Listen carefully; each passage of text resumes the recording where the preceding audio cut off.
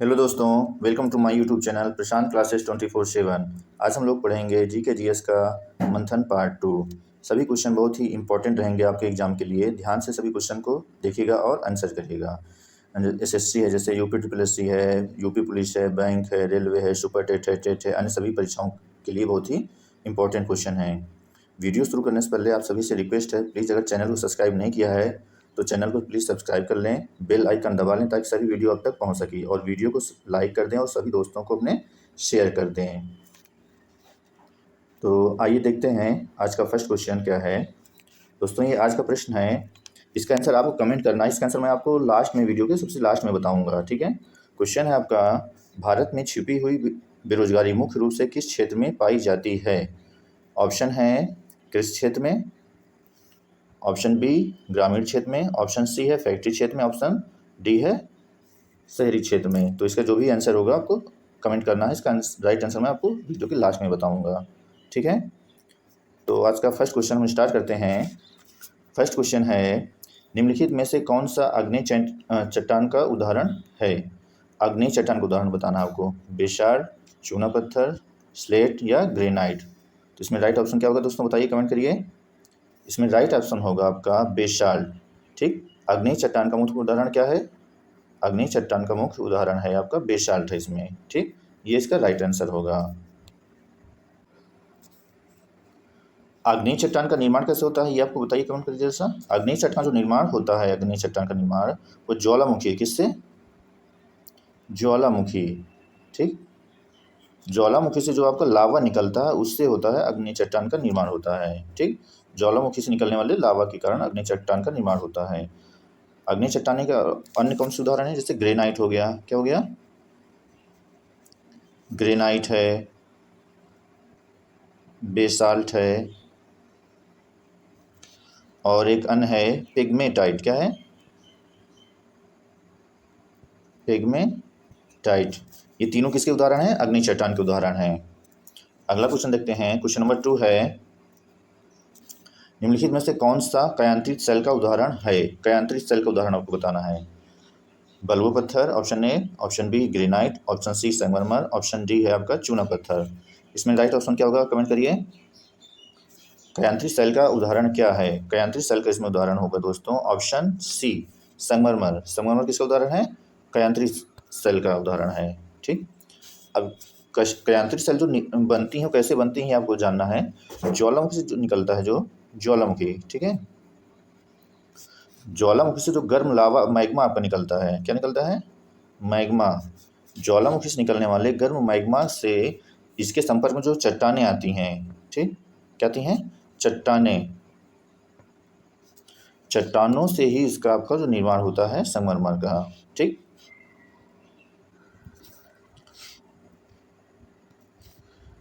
गर्म मैग्मा के संपर्क में जो चट्टानें आती हैं वो क्या होती हैं? रूपांतरित हो जाती हैं। क्या होती हैं? रूपांतरित हो जाती हैं। जैसे जो चूना पत्थर होता है आपका, चूना पत्थर होता है वो किसमें चेंज हो जाता है? संगमरमर में, ठीक। संगमरमर में चेंज हो जाता है। अगला क्वेश्चन देखेंगे। क्वेश्चन नंबर 3 है, स्टेल स्टेलेक्टाइट एवं स्टेलेग्माइट में निक्षेपण किसके कारण होता है? ठीक है, सिलिका का होता है, या कैल्शियम कार्बोनेट का होता है, या मैग्नीशियम कार्बोनेट का, या सोडियम कार्बोनेट का। इसमें आपको राइट आंसर बताना है। स्टेलेक्टाइट या स्टेलेग्माइट में निक्षेपण होता है। बताइए किसका निक्षेपण होता है? इसमें राइट ऑप्शन जो होगा आपका ऑप्शन सी कैल्शियम कार्बोनेट का। क्या होगा? कैल्शियम कार्बोनेट, CaCO3 का निक्षेपण होता है, ठीक। अगला क्वेश्चन है, जियोलाइट क्या है? ठीक है, जियोलाइट क्या होता है ये आपको बताना है। इसका राइट आंसर क्या होगा, कमेंट करिए।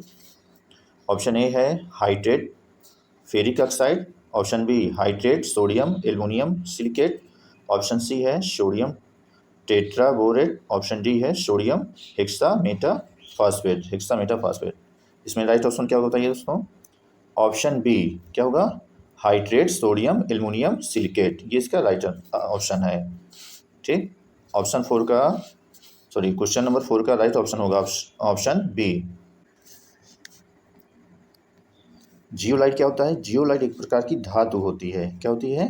एक प्रकार की धातु होती है जो ज्वालामुखी से, कहाँ से? जो ज्वालामुखी से निकलने वाली जो कंदराएं होती हैं, कंदराएं, उसमें ये पाया जाता है। ठीक है, अगला क्वेश्चन देखेंगे। कुछ देखिए, इसी से कुछ रिलेटेड पॉइंट हैं। जैसे अग्नि चट्टान क्या है आपका? अग्नि चट्टान एवं निर्मित रूप, परिवर्तित रूप। जैसे अग्नि चट्टान है, उसका परिवर्तित रूप क्या होगा ये आपको देखना है। ठीक है, ये अग्नि चट्टान इधर दिया हुआ है, इधर आपका उसका परिवर्तित रूप दिया हुआ है। तो इसमें आप कमेंट करिएगा, देखिए क्या क्या मालूम है आपको। ग्रेनाइट का परिवर्तित रूप क्या होगा? Granite gneiss. साइनाइट का परिवर्तित रूप साइनाइट नीस। ग्रेबो का परिवर्तित रूप गेब्रोनीस या सरपेंटाइन। बेसाल्ट का परिवर्तित रूप स्लेट। रायोलाइट का परिवर्तित रूप हल्का शिस्ट। विटुमिनस कोयला का परिवर्तित रूप ग्रेनाइट। ये देखिए, ध्यान रखिएगा, विटुमिनस कोयला। ठीक है, इसका परिवर्तित रूप क्या होगा? ग्रेफाइट।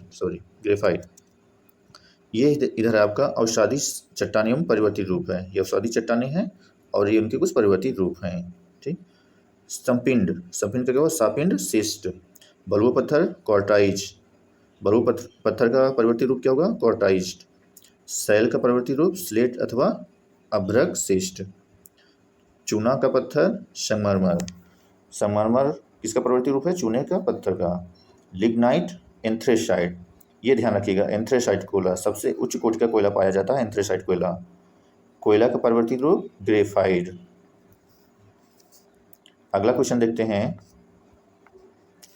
Question number 5। पृथ्वी का आंतरिक औसत घनत्व कितना होता है? ऑप्शन ए 5.5 ग्राम प्रति घन सेंटीमीटर, ऑप्शन बी 8.8 ग्राम प्रति घन सेंटीमीटर, ऑप्शन सी 9.9 ग्राम प्रति घन सेंटीमीटर, ऑप्शन डी 12.29 ग्राम प्रति घन सेंटीमीटर। इसमें राइट ऑप्शन क्या होगा दोस्तों? राइट ऑप्शन होगा इसमें ऑप्शन ए। क्या होगा? ऑप्शन ए इसमें राइट ऑप्शन होगा, 5.5 ग्राम प्रति घन सेंटीमीटर, ये राइट ऑप्शन है। क्वेश्चन नंबर 6 है, ब्रह्मपुत्र नदी क्या है? ब्रह्मपुत्र नदी तिब्बत में किस नाम से जानी जाती है? Option A Yamuna, option B Ganga, option C Sindhu, option D है सांगपो। इसमें राइट ऑप्शन क्या होगा बताइए दोस्तों? ब्रह्मपुत्र नदी है जो अरुणाचल प्रदेश में भारत में प्रवेश करती है। कहाँ से? अरुणाचल प्रदेश से, ध्यान रखिएगा।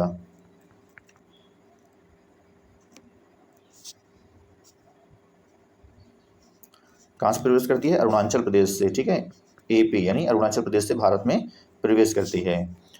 ब्रह्मपुत्र नदी को तिब्बत में किस नाम से जाना जाता है? ब्रह्मपुत्र नदी को तिब्बत में ऑप्शन डी यानी सांगपो नदी के नाम से जाना जाता है। ठीक, सांगपो नदी के नाम से ब्रह्मपुत्र को जानते हैं। ब्रह्मपुत्र नदी जो है यानी सांगपो नदी का उद्गम स्थल क्या है? इसका उद्गम स्थल है मानसरोवर झील। क्या है? मानसरोवर। ठीक है, मानसरोवर झील। मानसरोवर झील के पास एक है चेरायूंग डंग हिमानी। कहाँ? चेरायूंग। ठीक,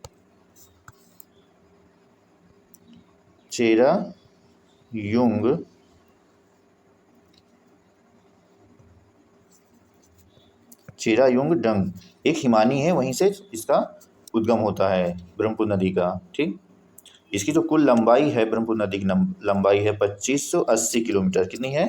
2580 किलोमीटर कुल लंबाई है। भारत में ब्रह्मपुत्र नदी की जो लंबाई है वह है 1300, कितना? 1346 किलोमीटर भारत में अरुणाचल प्रदेश से प्रवेश करते हुए बहती है। 1346 किलोमीटर भारत में इसकी लंबाई है ब्रह्मपुत्र नदी की। अगला क्वेश्चन है, निम्नलिखित नदियों में से कौन सी नदी बंगाल की खाड़ी में गिरती है? ये देखिए, बहुत ही अच्छा क्वेश्चन है, ध्यान से देखिएगा और कमेंट करते रहिए। चैनल को अगर सब्सक्राइब नहीं किया तो प्लीज़ चैनल को सब्सक्राइब कर लें और सभी को शेयर कर दें। क्वेश्चन नंबर 7 जो है, निम्न नदियों में से कौन सी नदी बंगाल की खाड़ी में गिरती है? Option A Subarnarekha, option B Tapti, option C Narmada, option D है सिंधु नदी। इसमें राइट आंसर क्या होगा? आप कमेंट करिए। राइट आंसर होगा ऑप्शन ए सुवर्णरेखा। ठीक, ये क्या है? बंगाल की खाड़ी में गिरती है। बाकी जैसे तीनों नदियां हैं ताप्ती, नर्मदा, सिंधु, ये कहाँ गिरती हैं? अरब सागर में। कहाँ गिरती हैं? अरब सागर में गिरती हैं, ये ध्यान रखिएगा।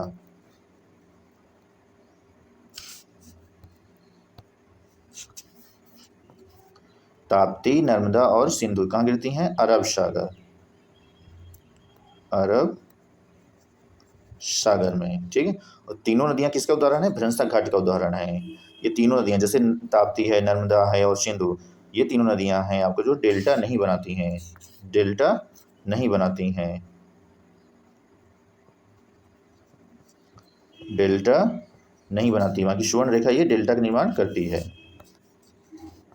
अगला क्वेश्चन है, क्वेश्चन नंबर 8 है, कहाँ पर भागीरथी और अलकनंदा नदी के मिलने से गंगा नदी बनती है? Option A Gangotri, option B Devprayag, option C Karnaprayag, option D है रुद्रप्रयाग। इसका राइट ऑप्शन क्या होगा? कमेंट करिए। राइट ऑप्शन होगा आपका इसका देवप्रयाग, ठीक है। अलकनंदा नदी जो ऐसे आती है यहीं पर क्या होता है, भागीरथी नदी मिल जाती है। कौन सी?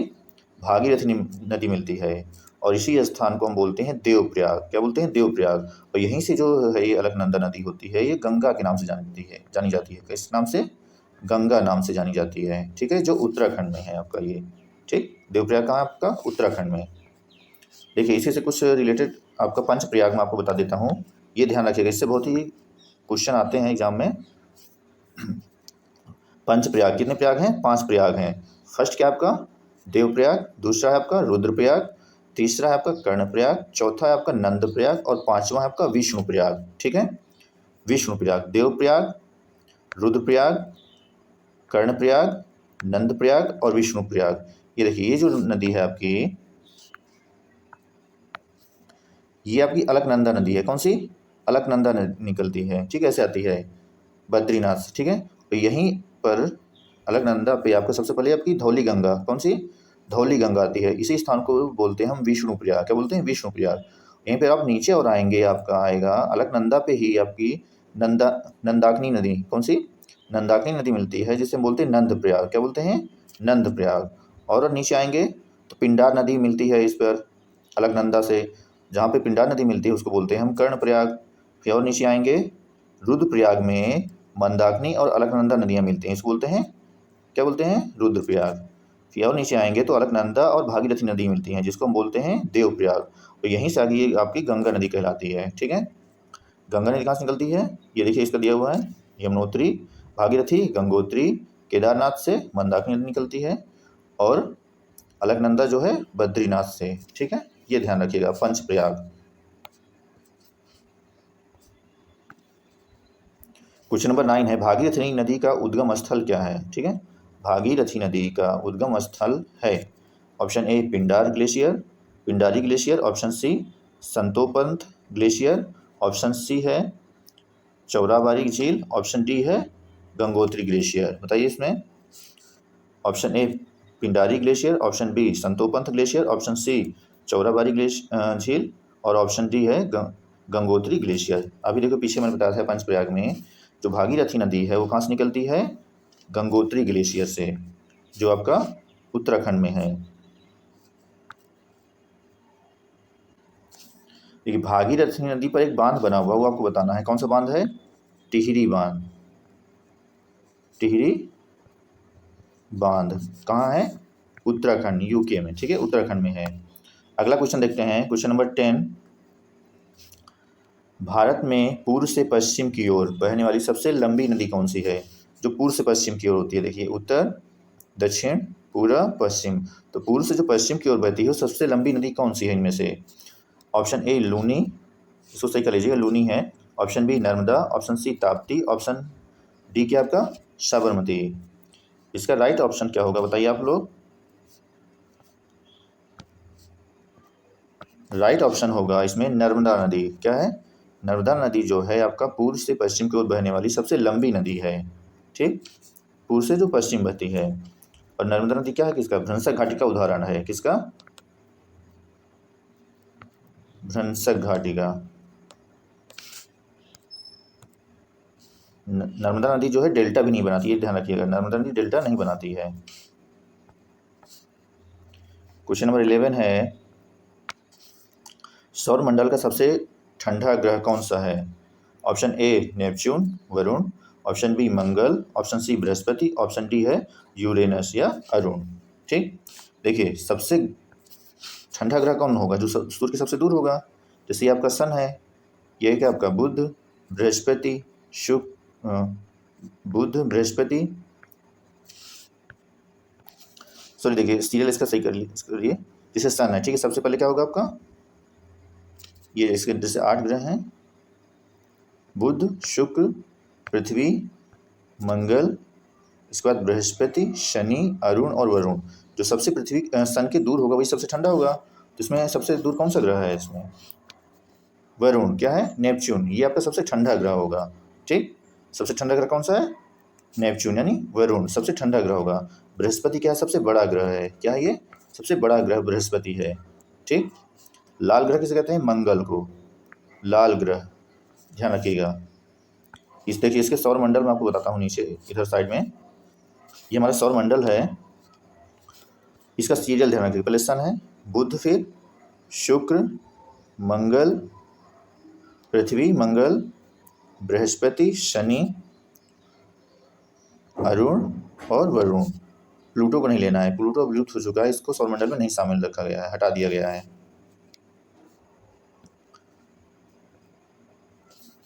क्वेश्चन नंबर 12 है, बृहस्पति ग्रह पर लाल धब्बे किस संकेत के सूचक हैं, गैस के, तरल पदार्थ के, अशांत बादल के या भूमि के। राइट ऑप्शन उसमें बताइए, कमेंट करिए क्या होगा। बृहस्पति ग्रह पर लाल धब्बे किस संकेत के सूचक हैं, इसमें ऑप्शन होगा ऑप्शन सी, अशांत बादल के, बृहस्पति, ठीक है, सबसे बड़ा ग्रह है।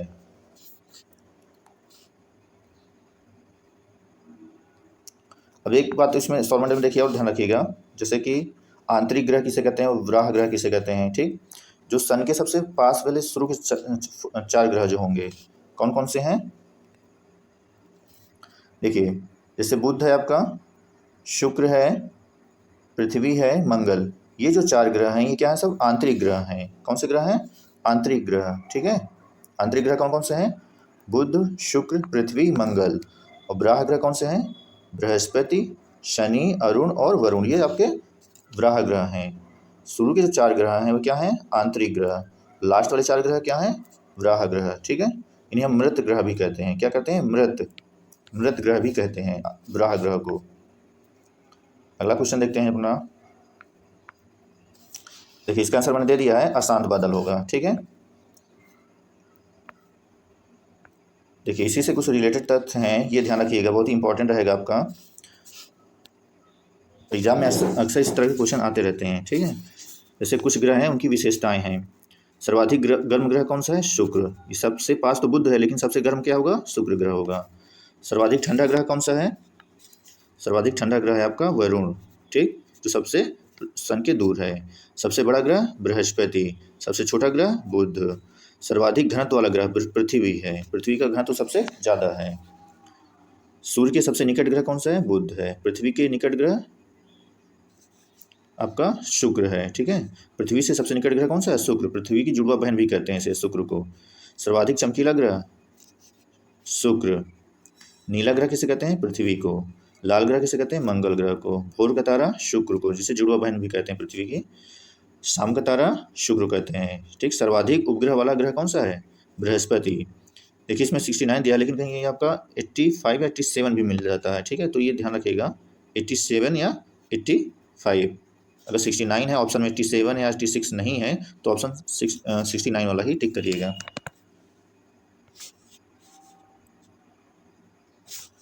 क्वेश्चन नंबर 13 है, सौर मंडल का सबसे कम घनत्व वाला ग्रह कौन सा है। सबसे कम घनत्व किसका होता है, option A Arun, option B Varun, option C Prithvi, option D है आपका शनि। सबसे कम घनत्व होता है आपका शनि का, इसका सबसे कम घनत्व होता है और इतना कम होता है कि अगर इसे आप पानी में से डाल देंगे तो ये पानी में क्या होगा, तैरता रहेगा, इतना कम घनत्व होता है इसका। अगला क्वेश्चन है, क्वेश्चन नंबर ये 2 बारी नंबर हो गया है, ये 40 नंबर है, ध्यान रखिएगा इसका। क्वेश्चन नंबर 40 यहाँ कर लीजिएगा, कौन सा है, 40 नंबर। संविधान की कुंजी कहते हैं, संविधान की कुंजी किसे कहते हैं, ऑप्शन ए प्रारूप, ऑप्शन बी उद्देश्य, ऑप्शन सी है प्रस्तावना, ऑप्शन डी है निष्कर्ष। क्या होगा इसका राइट आंसर, राइट आंसर होगा आपका प्रस्तावना। ठीक, प्रस्तावना को संविधान की कुंजी कहते हैं। ठीक है।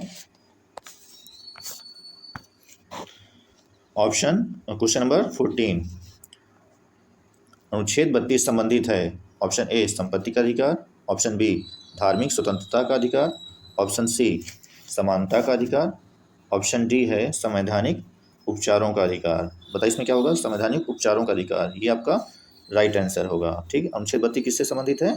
संवैधानिक उपचारों के अधिकार से संबंधित है। अनुच्छेद जो 17 है ये आपको बताना है। आर्टिकल 17 किससे संबंधित है? छुआछूत का अंत। क्या है? छुआछूत का अंत किससे संबंधित है? अनुच्छेद 17 के तहत छुआछूत का अंत कर दिया गया है। क्वेश्चन नंबर 15 है, कमेंट देखिए करते रहिएगा आप लोग। चैनल को प्लीज़ सब्सक्राइब नहीं किया तो सब्सक्राइब कर लीजिए, लोगों को शेयर कर दीजिए ताकि इस वीडियो का फ़ायदा सभी लोग ले सकें। कमेंट जरूर करिए, इसका आंसर कमेंट जरूर करिएगा आप लोग। क्वेश्चन नंबर 15, मूल अधिकारों का प्रारूप किसने तैयार किया था? मूल अधिकार जो है उसका जो प्रारूप है किसने तैयार किया है, ये आपको आंसर देना है। Option A Pandit Jawaharlal Nehru, option B doctor Bhimrao Ambedkar, option C है सरदार वल्लभ भाई पटेल, ऑप्शन डी है डॉक्टर सच्चिदानंद सिन्हा। इसका राइट ऑप्शन क्या होगा ये आप लोग कमेंट करिए। मूल अधिकारों का प्रारूप किसने तैयार किया है? मूल अधिकारों का जो प्रारूप है उसको तैयार किया है पंडित जवाहरलाल नेहरू ने। ठीक है, ऑप्शन ए इसमें सही होगा। क्वेश्चन नंबर 15 का ऑप्शन ए। देखिए भीमराव अम्बेडकर क्या थे? भीमराव अम्बेडकर जो थे प्रारूप समिति के, किसके? प्रारूप समिति के अध्यक्ष थे डॉक्टर भीमराव अम्बेडकर। इन्हें संविधान निर्माता भी कहते हैं। ठीक है। क्वेश्चन नंबर 16, क्वेश्चन नंबर 16 का आंसर करिए। पानीपत की तीसरी लड़ाई कब हुई थी? देखिए ये इंपॉर्टेंट क्वेश्चन रहेगा आपका इतिहास के दृष्टि से। ठीक है, पानीपत की तीसरी लड़ाई कब हुई थी? बताइए, कमेंट करिए। पानीपत की तीसरी लड़ाई कब हुई थी? ऑप्शन ए है 1761, ऑप्शन बी है 1782, ऑप्शन सी है 1785, ऑप्शन डी है 1781। इसमें राइट आंसर क्या होगा आपको कमेंट करिए। इसमें राइट आंसर होगा ऑप्शन ए 1761 ईस्वी में पानीपत की तीसरी लड़ाई हुई थी। 1761 में किस बीच हुई थी ये भी ध्यान रखिएगा। अहमद शाह अब्दाली किसके बीच? अहमद शाह अब्दाली और मराठों के बीच। किसके बीच हुई? मराठों और अहमद शाह अब्दाली के बीच। इसमें जीता कौन था? अहमद शाह अब्दाली जो जीते थे पानीपत की तीसरी लड़ाई में 1761 में। देखिए पानीपत का फर्स्ट युद्ध कब हुआ था ये भी ध्यान रखना है आपको। पानीपत का जो पहला युद्ध है ये हुआ था आपका 1526 में। कब हुआ था? 1526 में पानीपत का प्रथम युद्ध हुआ था। किसके बीच? बाबर। कौन? बाबर और इब्राहिम लोधी। बाबर और इब्राहिम लोधी के बीच हुई थी पानीपत का प्रथम युद्ध। और जीता कौन था इसमें? बाबर जीता हुआ था। दूसरा युद्ध किसके बीच हुआ था ये ध्यान रखिएगा। पानीपत की जो दूसरी लड़ाई है वो हुई थी 1556 ईस्वी में। किसके बीच हुई थी? हेमू और अकबर के बीच। हेमू और अकबर के बीच हुई थी, जिसमें कौन जीता था? अकबर आपका जीता हुआ था पानीपत के दूसरी लड़ाई में। कब हुआ था? 1556 ईस्वी में। तीनों लड़ाई याद रखिएगा। 1526 पानीपत की पहली लड़ाई, 1526 दूसरी, 1556 और तीसरी हुई थी 1761 में। तीनों ध्यान रखिएगा, तीनों डेट। क्वेश्चन नंबर 17 है, हल्दी घाटी का युद्ध कब लड़ा गया था या कब हुआ था? ठीक है, हल्दी घाटी का युद्ध कब हुआ था? Option A 1576, option B 1567, option C 1573, option D है 1580 में। कब हुआ था इसका आंसर करिए आप लोग। हल्दी घाटी का युद्ध कब हुआ था? ऑप्शन ए 1576 ईस्वी में हल्दी घाटी का युद्ध हुआ था। किसके बीच हुआ था? हल्दी घाटी का युद्ध किसके बीच हुआ था? महाराणा प्रताप। कौन? महाराणा। ठीक, महाराणा प्रताप और अकबर की सेना के बीच हुआ था। ठीक है, ये ध्यान रखिएगा। जिसके सेनापति कौन थे? मान सिंह। कौन थे? मान सिंह इसके अकबर की सेना के सेनापति थे।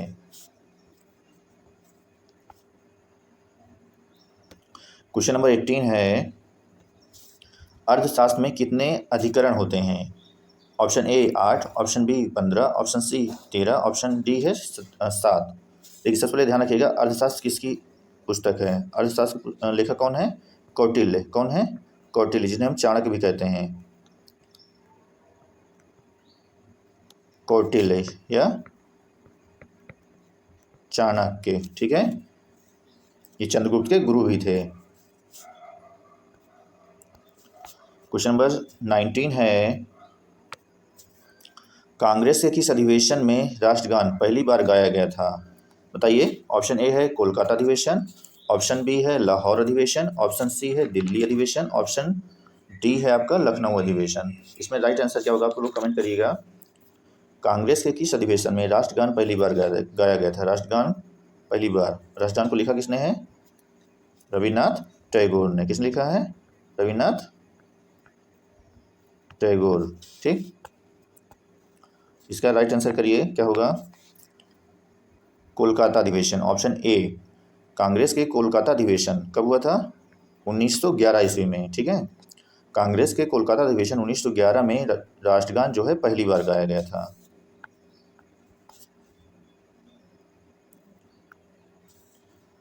क्वेश्चन नंबर 20 है, कालिदास किसके शासनकाल में कवि थे? कालिदास किसके शासनकाल में कवि थे? Option A Akbar, option B Rahmat Ali, option C है चंद्रगुप्त विक्रमादित्य, ऑप्शन डी है अशोक।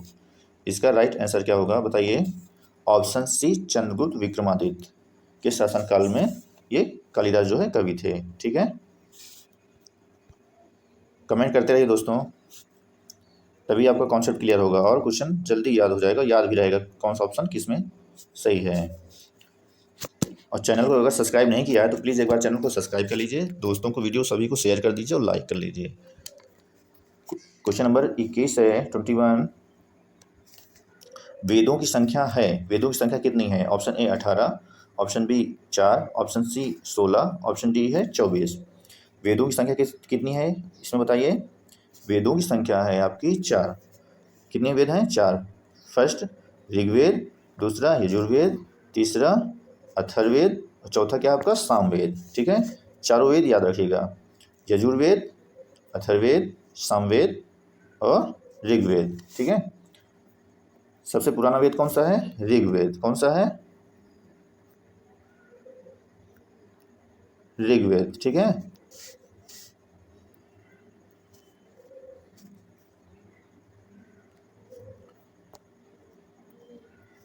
क्वेश्चन नंबर 22, पुराणों की संख्या है, पुराण कितने हैं ये आपको बताना है।